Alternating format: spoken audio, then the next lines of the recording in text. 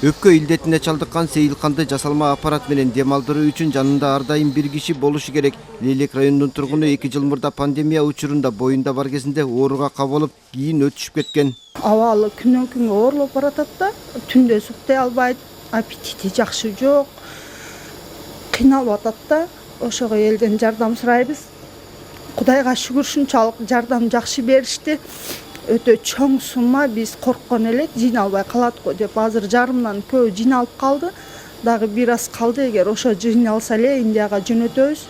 Операция болуп, пересетке болуп келсе гарантия берип атат, жакшы жашап кетет деп. Ошого ишенип атабыз, буюрса. Бейтап 2 жылдан ашык убакыттан бери Баткендеги жана Бишкек шаарындагы ооруканаларга жатып дарыланган. Ага фиброз деген диагноз коюлуп, азыркы күндө өпкөсүнүн 80% жарабай калган. Кырчындай 30 жашында жаман илдетке кабылган 3 баланын апасы эл журттун колдоосуна муктаж. 2 жыл катты коркуп калдым. Без сознания болуп. Ошондо кызым ыйлаптыр эми. Кийин эртеси күнү больницага барып кулагыма айтат да, апа, сиз өлбөй эле коюң. Өлсөңүз мен коркот экенин уктагандан дейт. Өлүп калсам кандай болот экен деп.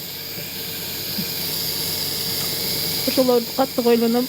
Мынау $80.000. Буга чейин Лейлек районунун эли, жакындары жана кайдыгер карабаган көпчүлүк жардамга кол сунуп, керектелчү акчанын теңинен көбү топтолгон. Индиялык дарыгерлер операцияны $100.000 жасап берүүгө даярдыгын билдирген. Биз азыр Индия мамлекетиге жөнөп атабыз.